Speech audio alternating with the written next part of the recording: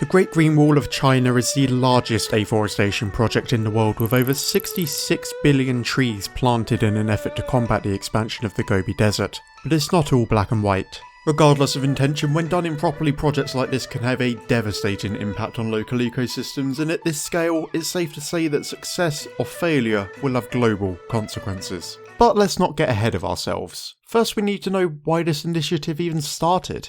China has been fighting against desertification since at least the 1950s after a long period of unsustainable growth. Around 27% of the country is covered by deserts, and in the year 2000 the Gobi Desert was estimated to be expanding at a rate of 10,400 square kilometres a year. With farmland rapidly becoming desert and an ever-growing population, it was clear that a future famine was inevitable unless immediate action was taken. So in 1978 the Chinese government drew up a plan.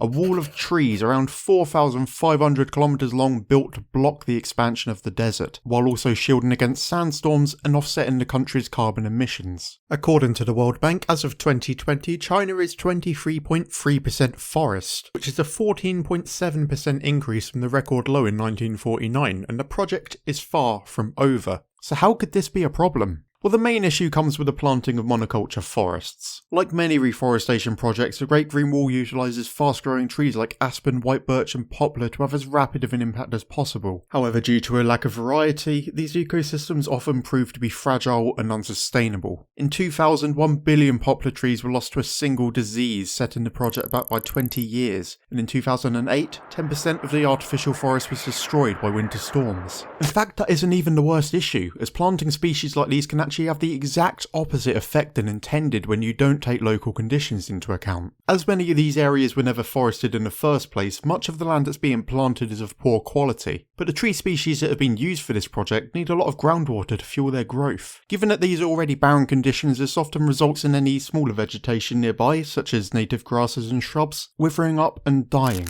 As a direct result from that loosens the topsoil and it makes it even more susceptible to wind erosion, which leads to even more nutrients being removed from the soil. Of course, with consistent human intervention, these plants could survive in environments that wouldn't normally be able to sustain them. However, particularly with the scale of this project, it's an unrealistic option. In fact, according to a 2004 study by Su Yong, only 15% of the trees planted from 1978 to 2004 managed to survive. The trees that do survive aren't really good for much aside from logging. Planting a select few non-native species does not create a healthy forest, and while they still offer a habitat, they are nowhere near as biologically diverse as native old-growth forests. That's why when we undertake reforestation projects here at Mossy Earth, our aim isn't only to combat climate change but to restore ecosystems and conserve biodiversity. I don't expect you to take my word for that though, and it's a good idea to think twice about what you hear in a random YouTube video, which is why we also aim to be as transparent as possible. On our website you can find out more about our ethos and methodologies, which includes assisting natural regeneration wherever possible. It's a method of reforestation that's been largely ignored here, but it remains the best option when it comes to creating rich, biodiverse environments. After all, a fully fledged ecosystem already exists in those old forests, you're just allowing them to reclaim land. But unfortunately, the opposite correlation is being seen with this project. Between 2000 and 2015, despite a 32% increase in tree cover in southwestern China, those native forests suffered a net loss of 6.6%. Research of the area found that local farmers were cutting down native vegetation so they could collect money from sowing non-native plants. When financial incentives are introduced without proper guidance and restrictions, there is a significant risk of schemes like this only doing more damage to the remaining old-growth forests of China and the wealth of biodiversity that they support.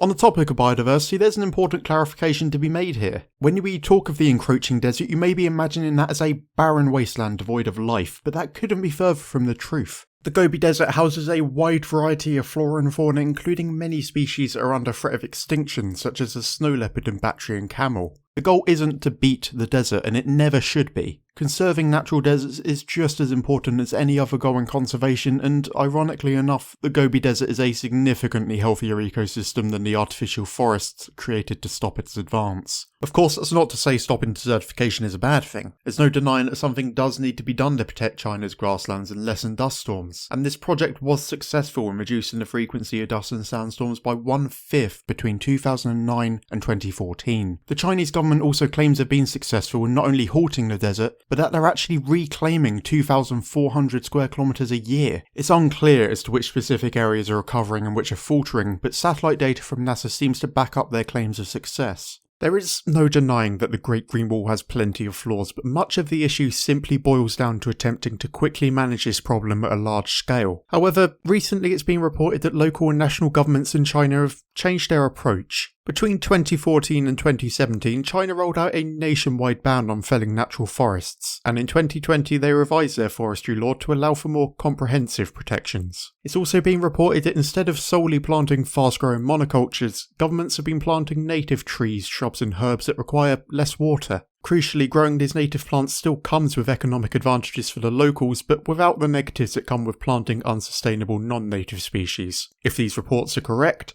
it bodes well for the future success of the Great Green Wall and China's fight against desertification. While reducing our carbon footprint is definitely the right idea, neglecting issues like biodiversity in the pursuit of lessening emissions will only worsen the problem in years to come. That's why it's important to evaluate any reforestation projects you might be contributing to, so if you'd like to find out more about the right and wrong ways to go about planting trees, then you should check out this video here.